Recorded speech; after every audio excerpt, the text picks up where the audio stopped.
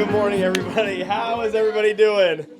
Good morning. Well, good morning, good afternoon, good evening to online, whenever you get a chance to see this and watch it. I'm so glad to be here. I'm Pastor Zach.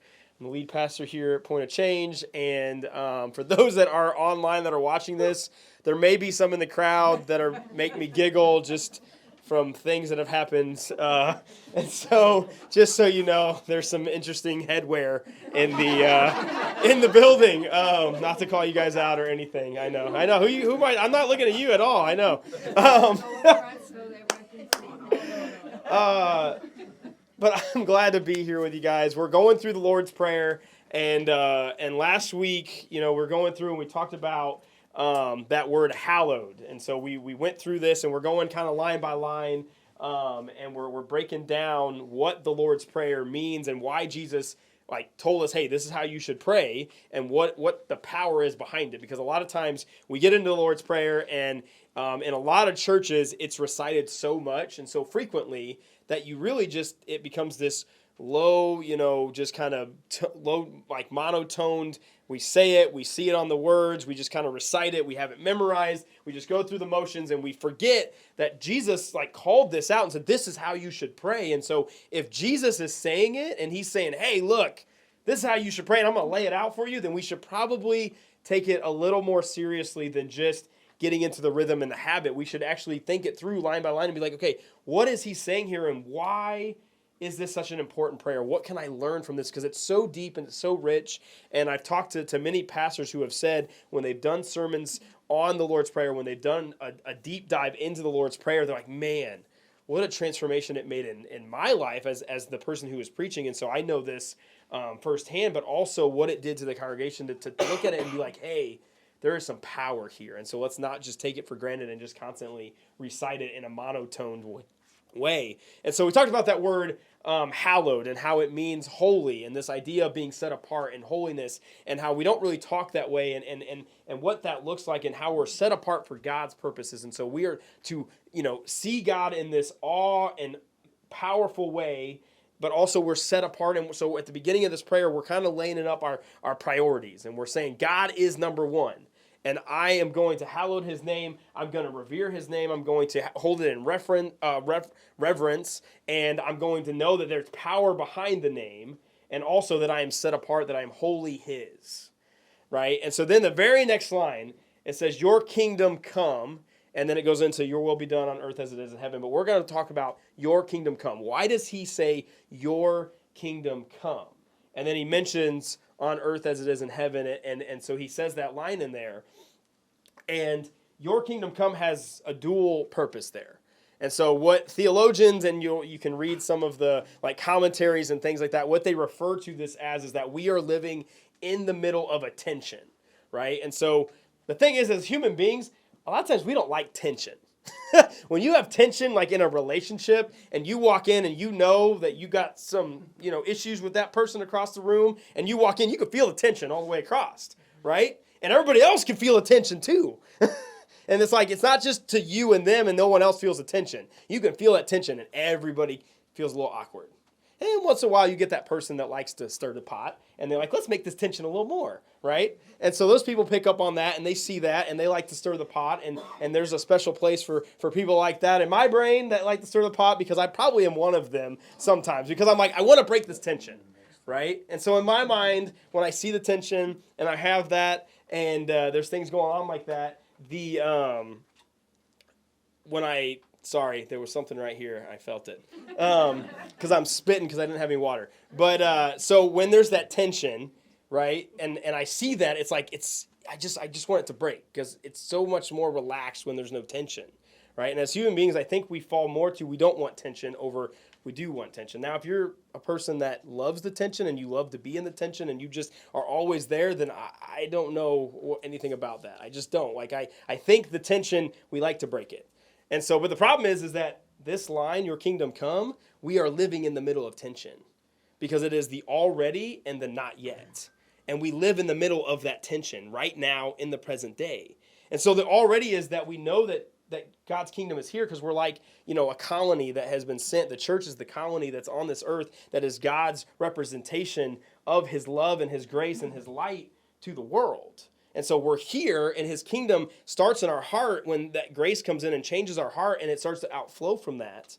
And so it's already, his kingdom is here, but then it's not yet because we know it's not fully realized. Because as a Christian, what we know and what we teach in churches and services and things like that is we know that there is an end that will come. And that we're working towards heaven until the goal of when it's all finally done and all final judgment comes and God brings it all together. And there's a new heaven and a new earth. And the book of Revelations, it's a letter, right? And John writes it, but we misinterpret it sometimes. And we look at it and we think, okay, I'm going to figure out what the end times mean. I'm going to figure out what's going on here. I'm going to know exactly what I can look for in the signs and all these things and all these bad things. And so, we don't want to be there. And so we want Jesus to come back and all these things. And Revelations can give us a headache. If you've ever read the book of Revelations, it is a crazy book. You need a commentary. You need a study Bible. You got it, like people way smarter than me, because when I read it, I'm just like, what in the world? Because it's very prophetic. But what John is really getting at, if you boil it down in a nutshell, he's saying, look, Jesus wins in the end. He has already won, and he's going to win, and we know the outcome. What a wonderful blessing to already know what the outcome is, right? And so don't get bothered by this. We already know what the outcome is. We don't need to decipher and look into and try to figure out when it's going to happen and what the end times is going to be like and all these things, because it's a way the enemy can distract us from the kingdom that is already in the kingdom that we're supposed to be building towards. We know the not yet, but we also know that it's coming to an end and that Jesus wins. So don't get tripped up on that, and don't mess around in that, because we know that Jesus wins, and that's the easiest way to explain Revelations.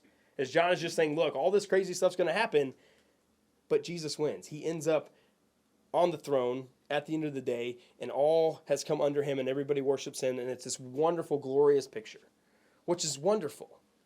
So when we come back to where we're at in the present day, and we talk about the kingdom that's already, and he says, your kingdom come. What we're living in is the kingdom that is manifested in us through the grace that has been shown to us, right? And so when Jesus is teaching his disciples and he's preaching and the crowds have gathered to him, he gives this awesome Sermon on the Mount, and he starts out with the Beatitudes. And he basically lays out what the kingdom looks like, what it means to be a part of that kingdom. And it's how they would say like an upside down kingdom, because in that day and even in our culture, the way he says to live and the way what his kingdom looks like is different than what culture looks like. It butts up against it, and it flips it all upside down. And so it starts off, and this is the New Living Translation of the Bible, but it starts off in Matthew chapter 5, and it goes like this. It says, one day as he saw the crowds gathering, Jesus went up on the mountainside and sat down. His disciples gathered around him, and he began to teach them. So these are his disciples. These are the people that he chose to bring with him, to do life with, to teach. And so this is the context. He's sitting there. He's on the mountain. We know the crowds gather. And this is what he starts with. He says, God blesses those who are poor and realize their need for him, for the kingdom of heaven is theirs. Right there out the gate. He blesses those who realize they're poor, like poor in spirit. And so what that means is poor in spirit is that they realize that they can do nothing without God in their life. And so anyone who doesn't have that poor in spirit mentality, and a lot of times I found myself in there where there are times where I'm like, yeah, I need you, God. I need you, God. I need you, God. I can't get through this. There's some stresses in my life. Life is overwhelming me. And so I quickly turn back to God and say, God, I need you. But man, when things are going good, or I think I got a handle on it, or I think I'm getting some rhythm, or I start to think too much highly of my ability to do things, my poor in spirit starts to get a little richer. And the more rich my spirit gets, the less God shows up in my life. You see how that correlates there?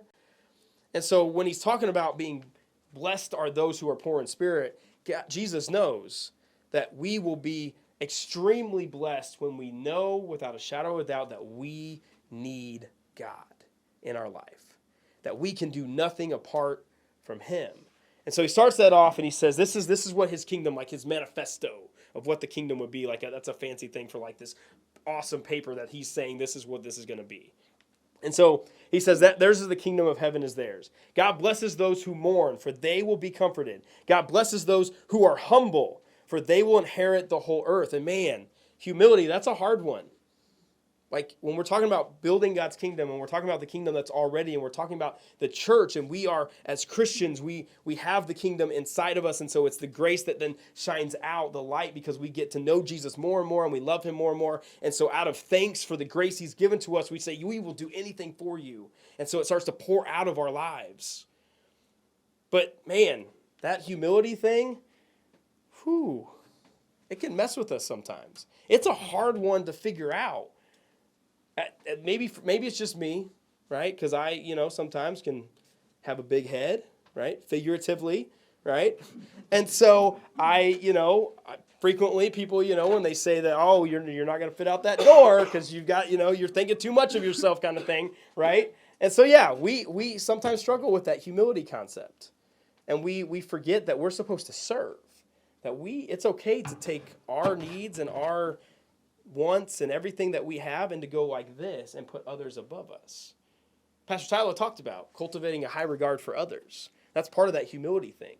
If I have no humility and I can't be humble and I can't see myself as a servant and I can't see other people, I will never cultivate a high regard for them because I will always be above them. And so the regard that I can cultivate will be this motion instead of this motion. It never elevates anybody. It never lifts anybody up. It never brings encouragement or anything. Because pride will destroy all of that. And when there's no humility, we can't do that.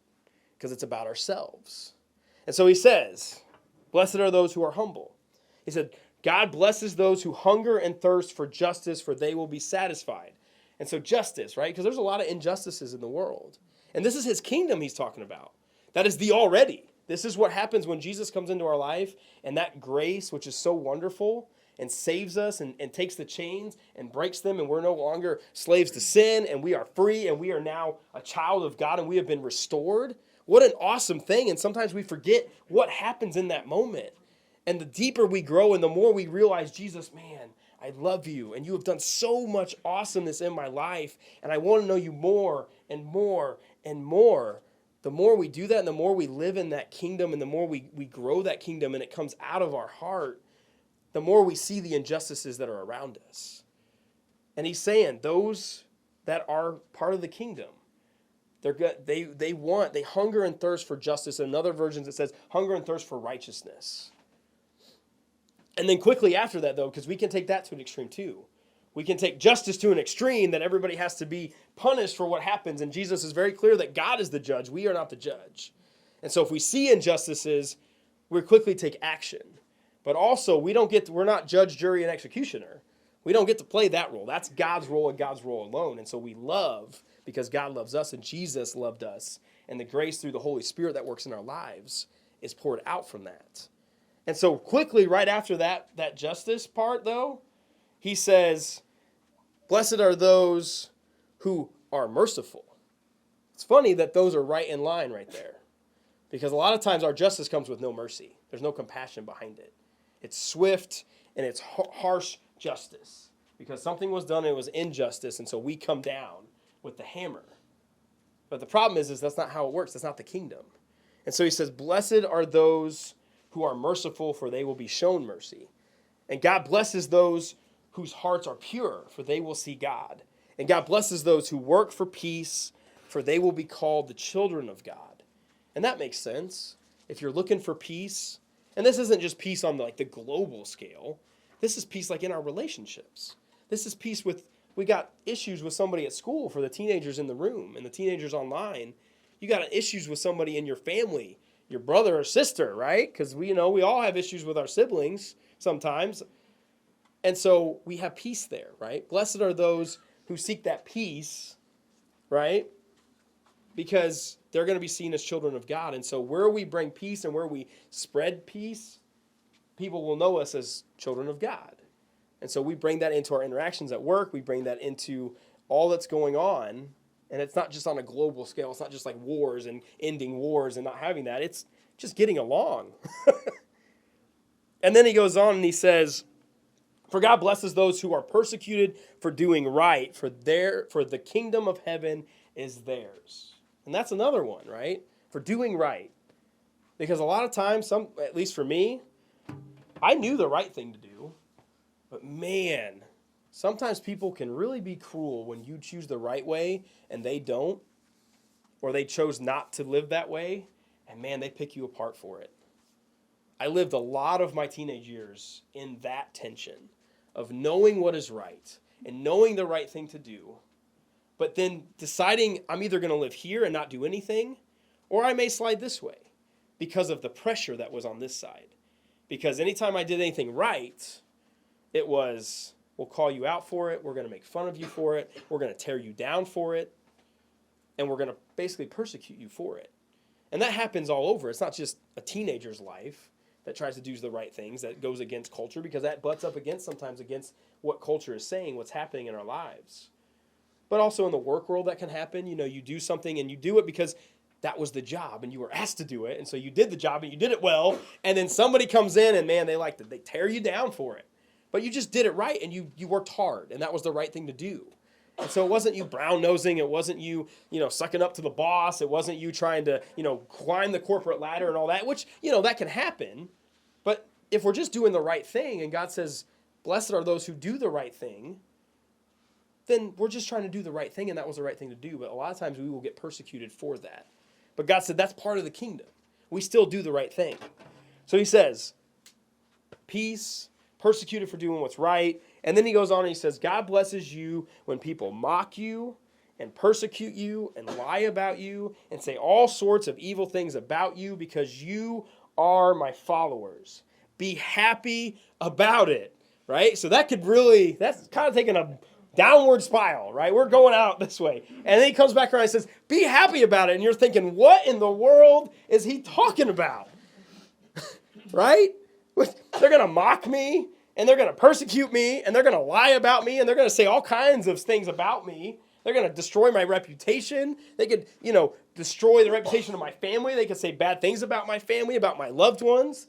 It could be persecution. It could be all kinds of stuff. And he says, be happy about it. And people think, what in the world, right? He says, be happy. Be very glad. And there's exclamation point in the Bible. Exclamation point, right? For a great reward awaits you in heaven. And remember, the ancient prophets were persecuted in the same way. And that great reward, that's what the book of Revelations is talking about. That's heaven. And so we know Jesus wins.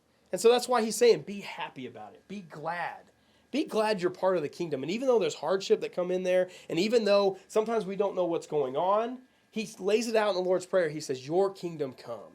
He's praying to the Father. He knows the power of the Father. He knows that he's saying, I am set apart for the Father's purposes. I am wholly his. And then he says, your kingdom come. So with everything I have for God, I know who God is in my life. I know where that relationship sits. And then I say, your kingdom come. And I know what that means. He laid out what the kingdom looks like. And so that's living this way. That's being about the grace that he showed me and then showing that to the world.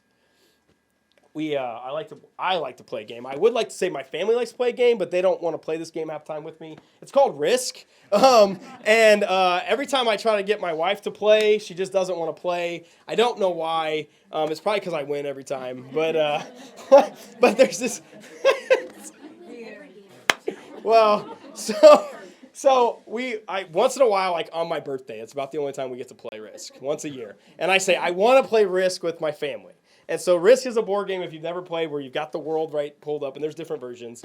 And you're playing it, and like you start with your little guys everywhere, and then you build your little army, and then you're trying to conquer the whole world, right? And so that's the idea. You're trying to cover the whole map in your color of the little guys, and you're trying to get rid of everybody else, okay?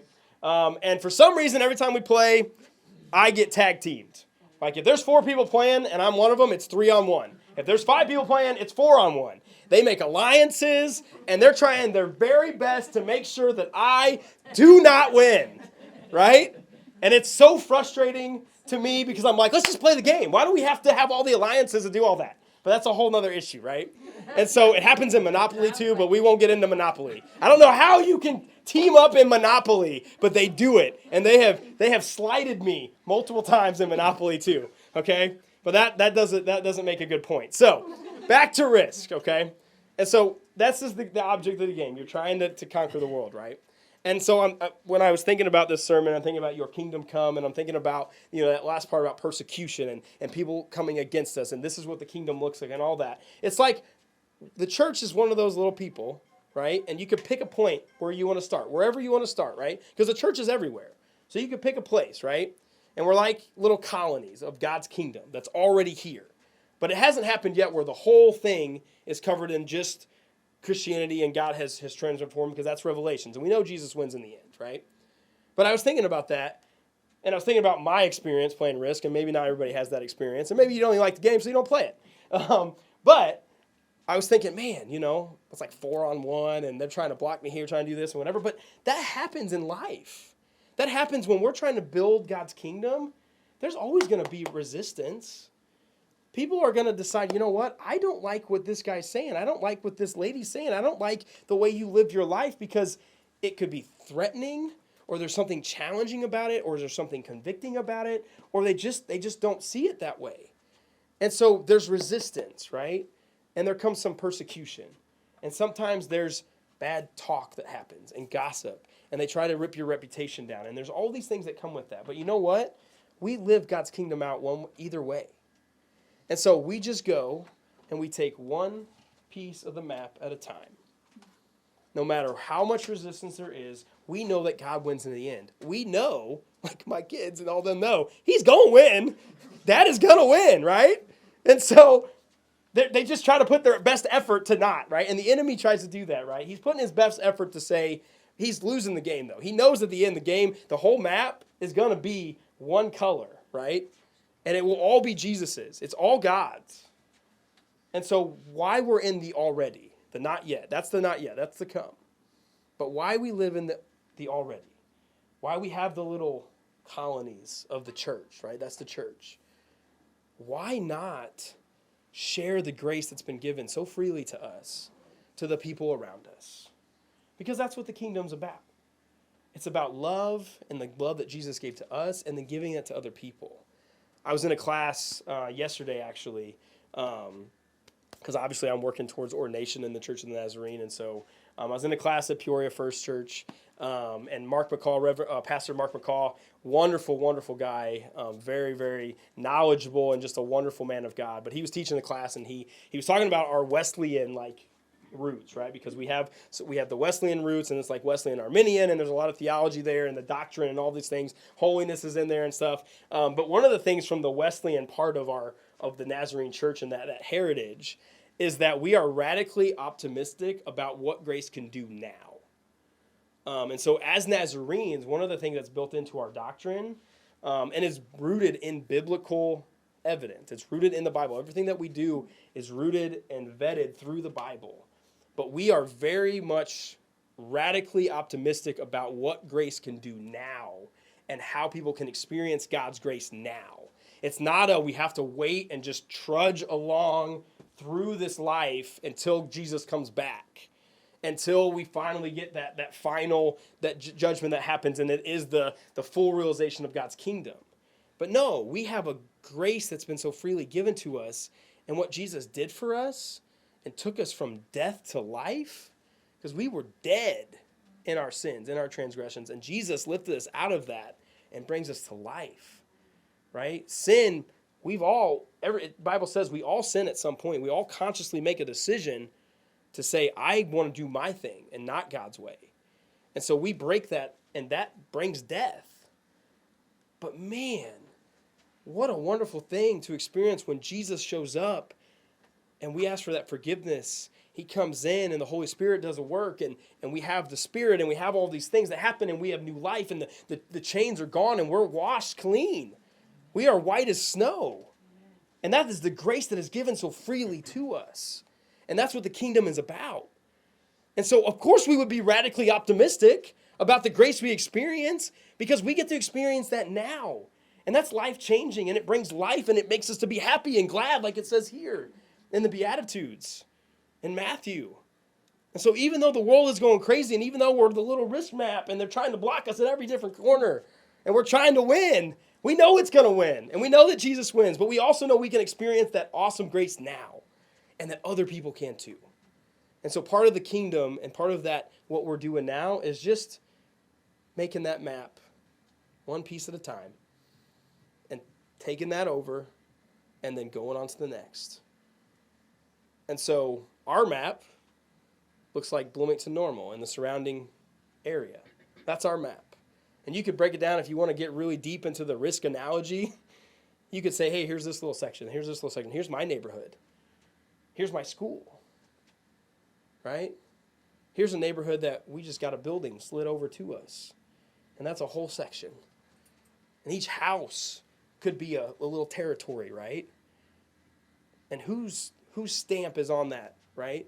Because we should be concerned about that. And we want to go in and it's not to conquer. It's to show the love of Jesus because we are radically optimistic about the grace he gave us, and we want other people to experience that. And that is the kingdom coming alive in our heart, and then the kingdom that is then shown out. And so we were in that class yesterday, and they talked about the atmosphere that comes off of us. And we change the atmosphere. There's a song by Toby Mac that talks about atmosphere. And it's that concept about the atmosphere changing around us. But where does that come from? It starts in the heart. It starts with our relationship with Jesus. It's not about the books we read. It's not about all the knowledge we can consume. It's not about all of these different things we can do on the external. It's about the heart, the condition of the heart, and how much we allow the Holy Spirit to work in us, and we continuously grow and progressively get more and more Christ-like. And the more that we do that, the more the atmosphere changes when we walk into the room. And people experience grace, and they experience the kingdom, and the kingdom grows. Amen. And then at the end, Jesus wins. And we know that. And so we work towards that. And so my challenge for everybody today, as we're going through the Lord's Prayer, is as you pray this, my challenge would be every day, go through the Lord's Prayer and just pray it line by line. And think about what each line pertains to your life and how it works, and that even in that, just your daily things. But when you get to that, your kingdom come. Here's the challenge: is that what does that look like for you? What is the little map territory that you know there needs to be some more Jesus there? It could be a community, it could be a neighborhood, it could be a family, it could be one person. But who is that? Where is that for you? Find that out. Figure it out. Be curious. Think about it. Go home and be like, you know what? How many people do I know that don't know that grace, that love, the hope that comes with that? Does my community know that? Do my neighbors know that? Do the people in my school know that? Does this one friend or this one family member know that? Because we can start thinking through, and if we're curious and we start to dive in, we can start to see. And Jesus will lay that map out for you, and he'll say, look, here's where we got to go. So that's what I'd ask you to do as we close. Go home and think that out. Pray that prayer through and make that map out in your mind, or draw it out. That would be awesome if we all had little risk maps that we drew out that had names and communities and schools and everything, and saying, hey, I just want to bring the help and hope of Jesus here. And I want to make sure that the grace that I've experienced and the love goes there too. Let me pray.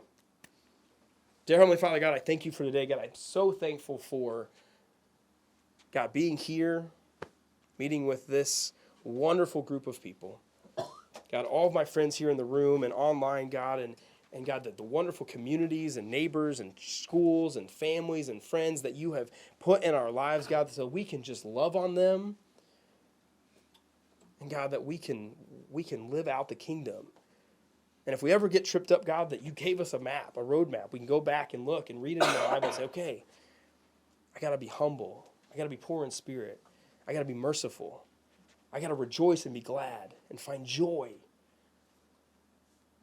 And so, God, I'm thankful for that. God, I'm thankful for what you're doing in my life and the work that you're doing, God. And God, I need you more and more every day. God, I pray that you would just open our eyes to see how much we need you. Remind us how poor in spirit we are. And God, also show us the people. Show us where we're building to.